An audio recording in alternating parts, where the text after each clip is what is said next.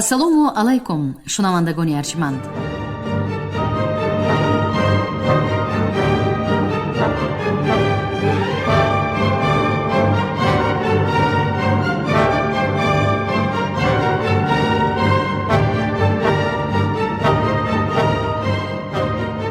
ба таваҷҷӯҳи шумо гуфтор аз силсилаи хониши адабӣ.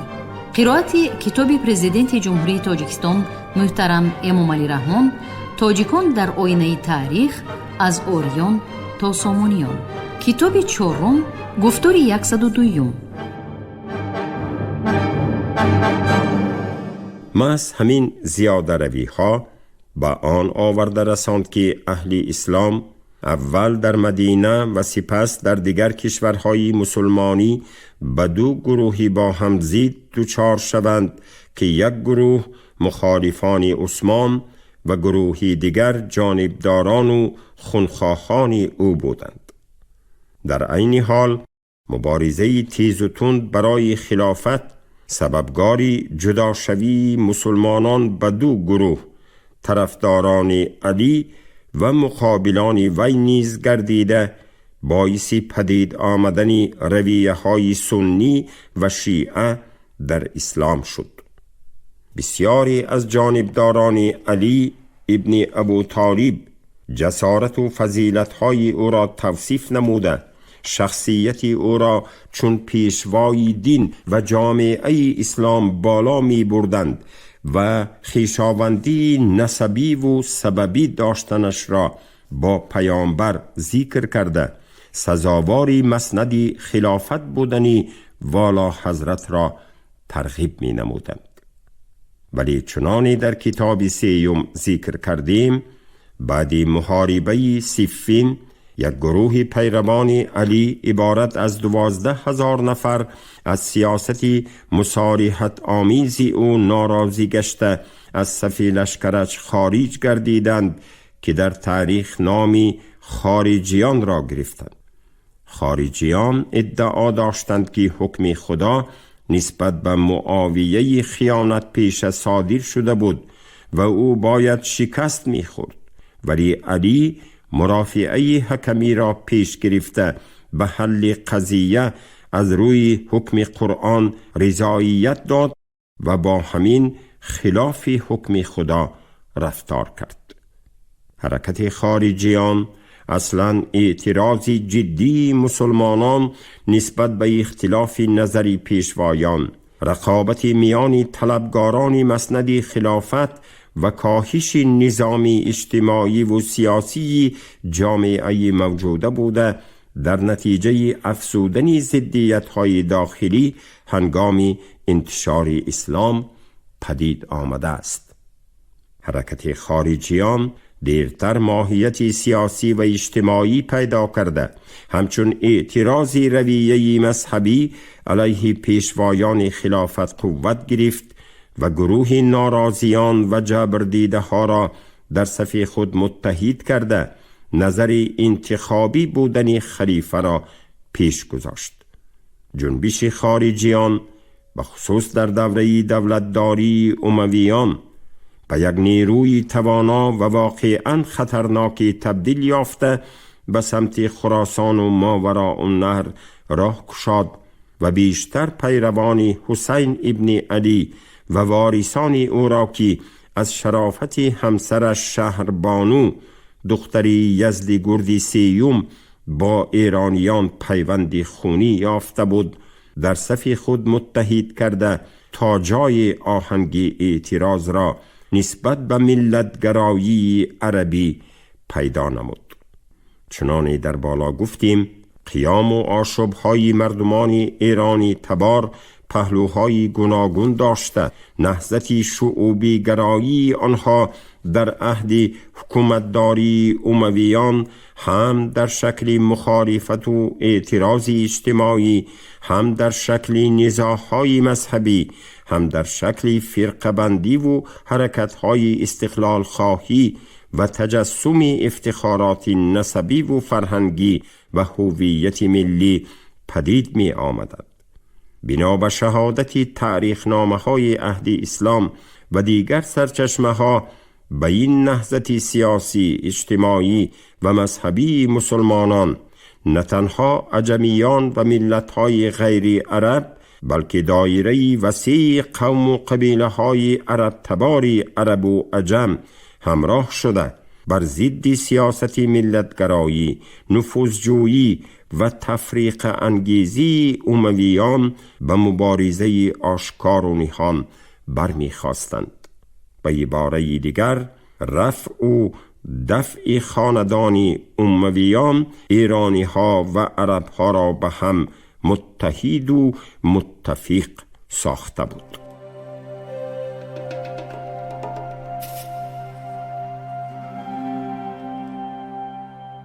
قابل ذکر است که عرب‌های ساکن قلمرو ایران و خراسان و ماوراء النهر هنگام کشورکشایی‌ها و گسترش دین اسلام از پهناهای عربستان به صفت جنگاور و اهل رکاب حاکمان و پیشوایان دین به سرزمین عجمیان آمده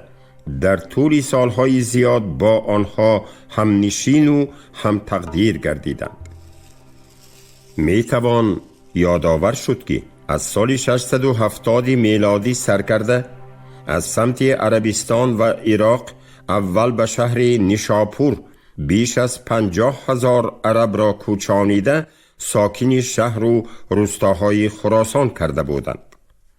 در طی سالهای من بعده لشکرکشی و کشورکشایی ها باز نکمتر از 50,000 سپاه عرب مرو و بخارا را فتح کرده برای از دنبالشان آمدن شماره زیادی عرب‌های هنگامجو و ثروت طلب راه گشادند. سیاست گستریش و جاری کردن آیین اسلام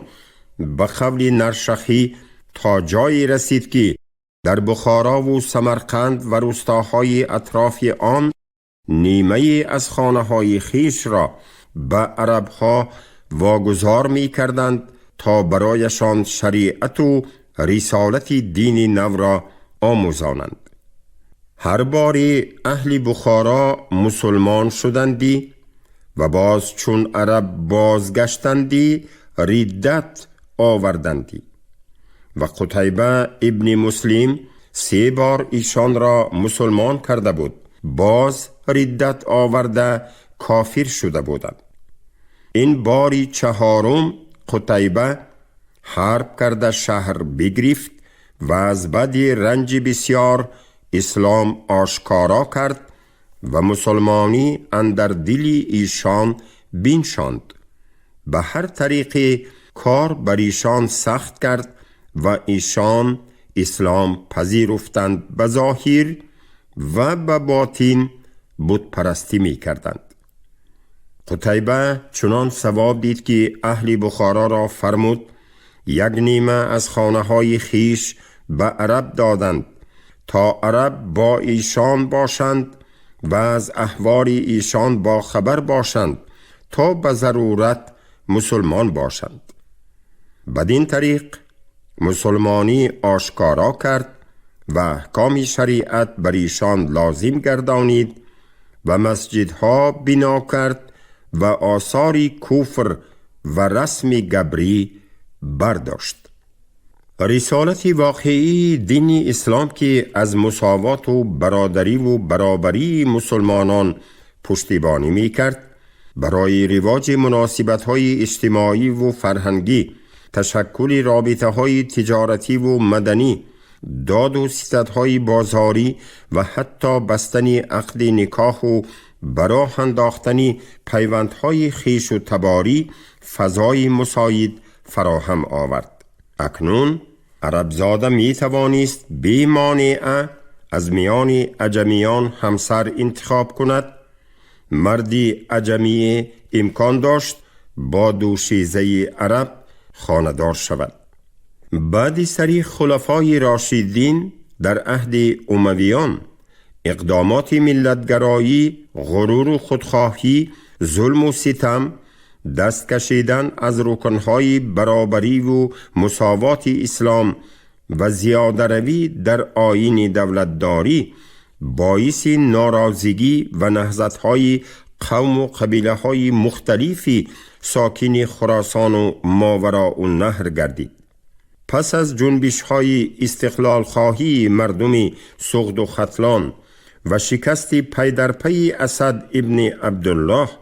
اکنون امیران و والیان عرب که به خراسان می آمدند می کوشیدند اسلام را در برابر فتح و کشورکشایی ها با اصولهای حسن تفاهم، مدارا و مراسا، سازش و پیمان، صلح و صلاح و روشهای معتدل و آسایشته جاری نمایند. ولی تفریق جویی و گرایش های تندروانه امویان عاقلانه درک کرده نتوانستنی اوضاع سیاسی و اجتماعی کشور، بینابت نگرفتنی حق و حقوقهای مسلمانان غیر عرب و عرب تبار ولایت خراسان، وحدت و هم پیمانی سابقه پیروان اسلام را برهم زده آنها را به قشرهای مختلف جدا نمود. حتی قایم مقامان فعلی عرب در خراسان چون پیشتره به آسانی اداره و کشورداری کردن نمی توانستند و قشرهای مختلف اجتماعی و دایره های با نفوذ محلی امر و فرمان و سیاست آنها را چندان پشتیبانی نمی کردند. سیاست ناروای خلیفه های اموی که اصولهای برادری و اخوت، وحدت خالص، عدل و احسان را پایمال می کردند،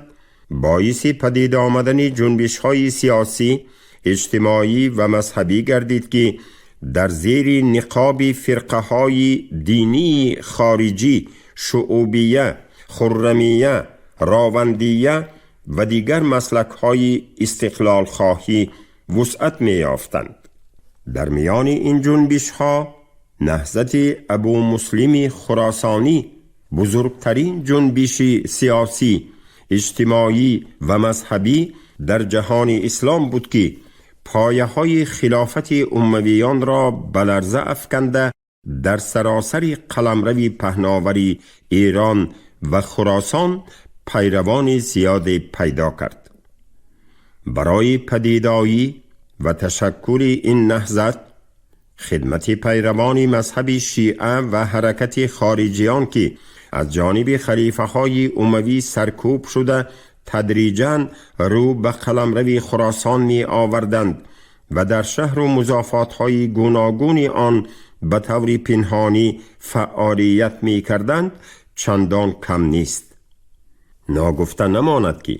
اختلاف های مذهبی عهد امویان به قلمرو خراسان شرقی نیز راه یافته، چون عرب ها مسلمانان این منطقه ها را به رویه های سنیان، شیعه ها و خارجیان تقسیم کرده بودند که این باعث گرویدن به جریان های مختلف دینی و پدید آمدن رویه های دینی ضد اموی می گردید. بخصوص در عهد حکومتداری خلیفه مروان دو 744-750 ناراضگی و اعتراض مردم اوج گرفته، باعث از جانب خاندان عباسیان پدید آمدن دعواگران خلافت گردید و تبلیغات آشکارا و نهان ضد امویان را قوت بخشید. به قول اکادمیک بابا جان غفوروف، عباسیان اظهار می داشتند که تمامی بدبختی های از روز پیدا شدن اسلام، یعنی در مدت این 100 سال به سر مسلمانان آمده، از طرف خلیفه های بنی امویه سر زده است. آنها به خلق وعده می دادند که در صورت سرنگون شدن حکمرانی اموی ها خراج و سایر مالیات ها را کم خواهند کرد، در بناکاری ها به طرز مجبوری کار فرمودن برزگران را برهم خواهند داد، به اهالی محلی حقوق سیاسی بخشیده آنها را نیز به امور دولتی خلافت جلب خواهند نمود. چنان خوانندگان در کتاب سیوم تاجیکان در آینه تاریخ مطالعه نمودند، مردم خراسان و ماوراءالنهر در تلاش‌های آشکارای استقلال خواهی و آزاداندیشی خود بر ضد امویان ضمن آشوب‌های موسی ابن عبدالله، نیزکی ترخان، غورک، دیوشتیچ، قرزنج، همچنین تلاش‌های استقلال خواهی شاهان ختلان، شاهبال و بدر ترخون به ناکامی دچار شده پی بردند که بر ضد امویان تحت پرچم اسلام و نیاز و آرمان‌های اسلامی به مبارزه برخیستن اصولی عاقلانه و سودمندتر است. شاید از همین خاطر بود که هم پیروان مذهب‌های سنی و شیعه، هم خارجیان و شعوبیان و دیگر رویه‌های ضد اموی اسلامی در قلمرو خراسان مبارزه را تحت پرچم اسلام گسترش داده در میان مردم محلی و عرب‌های ساکن شده این مناطق پیشوایان و فداییان واقعی خود را پیدا کردند.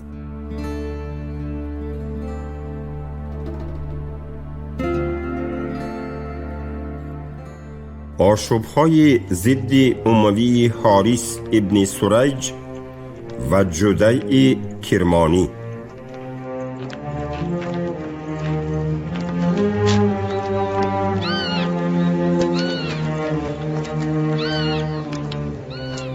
نصر ابن سیار که سال 738 بعد مرگ اسد ابن عبدالله والی خراسان تعیین شده بود، برای پشتیبانی سیاست امویان و افزودن نفوذ و اقتدار آنها کوشش‌های زیادی نمود. او سالهای 738 741 به مضافات‌های چاچ، فاراب و فرغانه لشکر کشیده با بهانه ظاهراً اسلام آوردن و باطناً کیش سابق داشتن مردم این منطقه ها برایشان پرداختن جزیه سرانه و دیگر مالیات اجباری را برای زمان کفرشان امر داد. از این عمل ناروای او در میان مسلمانان خراسان و ماوراءالنهر ناراضگی و جنبش ها پدید آمدند که دلیل اساسی آن نابرابری اهل اسلام در ادای خراج و دیگر رسمیت های دینی بود. به قول طبری، پیشوایان نمایان حرکت های ضد اموی در منطقه ماوراءالنهر و خراسان سرلشکرانی با تجربه و جنگ آزموده عرب حارث ابن سریج و جدی الکرمانی بودند که با بهانه نستانیدن جزیه از حساب نو مسلمانان اسلام را پذیرفته به مقابل نصر ابن سیار آشوب برداشتند. حارث ابن سریج به جانب خود دهقانانی با نفوذ، اشرافان محلی و مردم عوامی از سیاست خراج ستانی امویان ناراضی را جلب نموده سال 738 با دسته زیادی فداییان و سربازان به سمت مرو و نیشاپور حرکت می کند و وعده می دهد که همه مسلمانان را از سپردن خراج و جزیه سرانه آزاد می سازد. او چندی از حاکمان و عملداران منطقه های خراسان و ماوراءالنهر و منصبداران دست نشانده عرب را سرنگون و تعقیب نموده در مضافات های فتح کردهش عاملان خود را میشناند و ستاندن خراج و جزیه را از مسلمانان بیکار می نماید. جدی الکرمانی که به وقت هشام بر نصر بیرون آمده بود و لخت سپاه با او بیعت کردند و او از مرو بیرون شد و روستایی است که آن را سقادوم خوانند. جدی با یاران خیش بدان روستا شد و مذهب خوارج را با ایشان عرضه کرد، پذیرفتند و او را اجابت کردند که پیش او حرب کنند. حارث نیز مذهب خوارج پدید آورد و نصر را مخالف شد. با گروهی از سپاه بیعت کرد و بر در مرو بنشست و نصر میان دو گروه از خوارج بماند و حارث نزدیک تر بود. نخست با حارث حرب کرد و مر او را هزیمت کرد و حارث برفت و با جدی کرمانی یکی شد و هر دو با نصر حرب کردند و نصر را از شهر بیرون کردند و خود به شهر اندر آمدند و خزینه نصر ابن سیار غارت کردند. دیرتر حارث ابن سریج شهرهای اندخوی و فاراب را ضبط نموده سوی بلخ حرکت می کند و در محاربه نوبتی با نصر ابن سیار که 2 کرت لشکری زیادتر داشت پیروز آمده تدریجاً شهرهای بلخ، جرجان، طارقان و مروارود را فتح می نماید. بعد این پیروزی به صف لشکری حارث ابن سریج مخالفان سیاست امویان، دهقانان و اشرافان محلی، همچنین مواریان جبر دیده و غلامان و برده های بی حقوق همراه شده او با فوجی لشکری قریب 60,000 به سوی مرو حرکت می کنند. نصر ابن سیار در میان جدی کرمانی و حارث ابن سریج مانده ناچار سیاست مصالحت آمیز را پیش می گیرد و سوی آنها سفیر فرستاده از قوم و قبیله عرب بودنش را یادآور می شود. ولی این 2 سرلشکر که از زیاده روی و افضلیت جویی قبیله موزر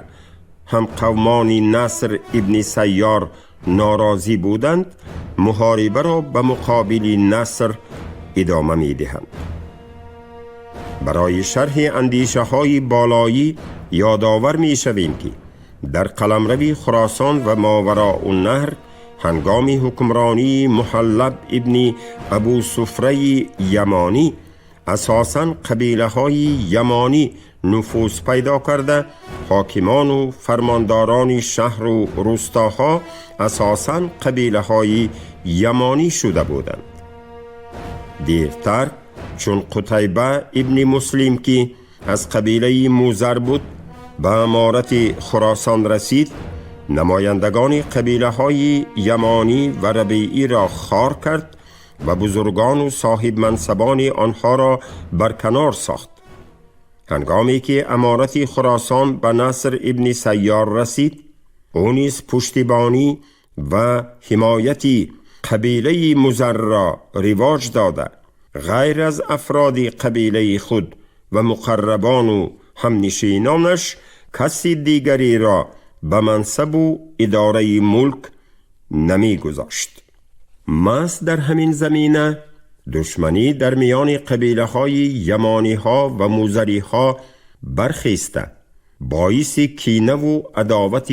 آشتیناپذیر گردید.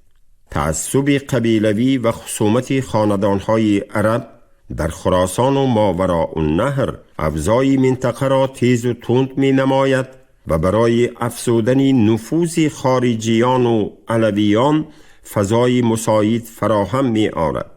محض همین سیاست قومگرایی و قبیله پرستی امیران و سپهسالاران عرب باعث شدت گرفتن ناراضگی و اختلاف‌های داخلی شده به نهضت و آشوب‌ها نه تنها مردم خراسان و ماوراء النهر بلکه پیشوایان و سرلشکران قبیله‌های دیگری عرب را نیز می‌کشد.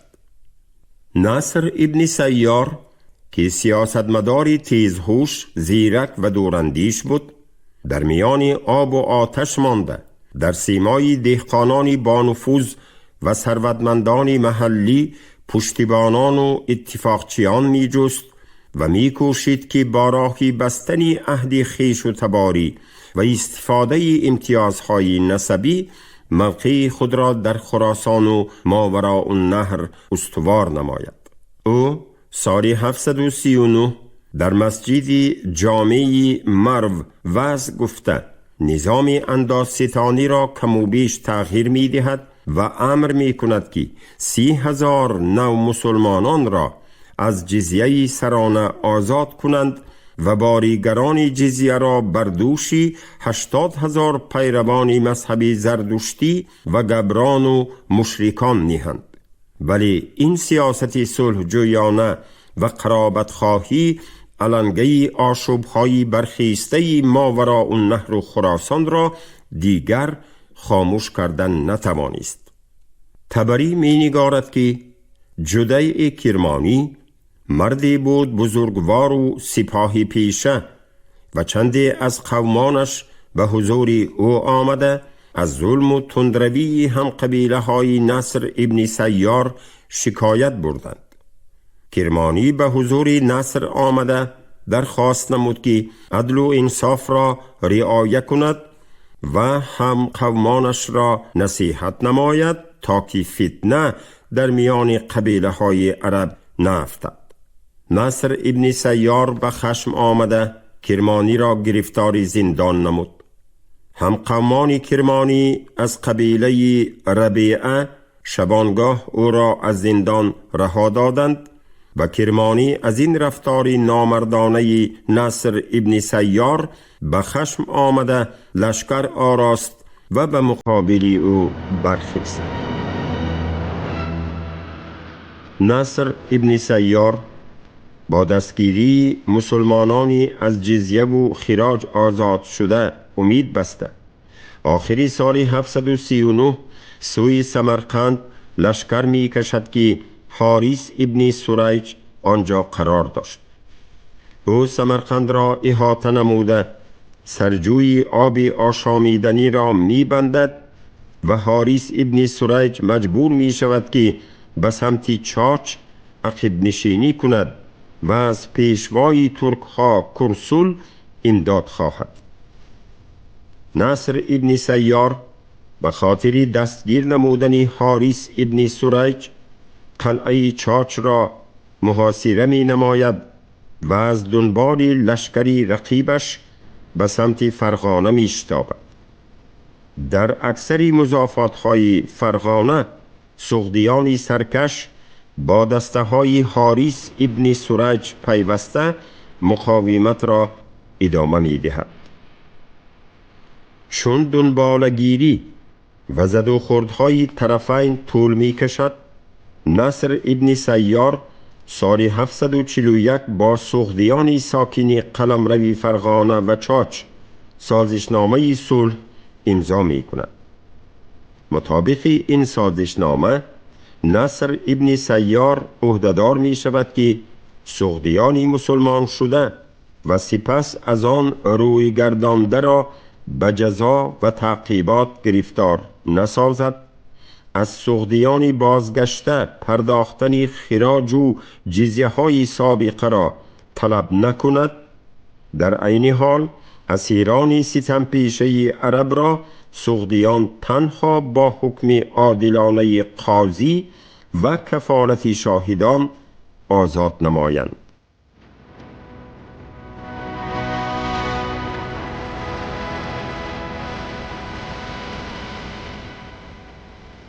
شنوندگان گرامی، شما گفتار 102 را از کتاب پرزیدنت جمهوری تاجیکستان محترم امامعلی رحمان تاجیکان در آینه تاریخ از اوریان تا سامونیان شنیدید. راوی علیزاده عبدالرشید خوجمقل، کارگردان شیرعلی نغزلی. پایانی گفتار از سلسله خوانش ادبی. شاد باشید.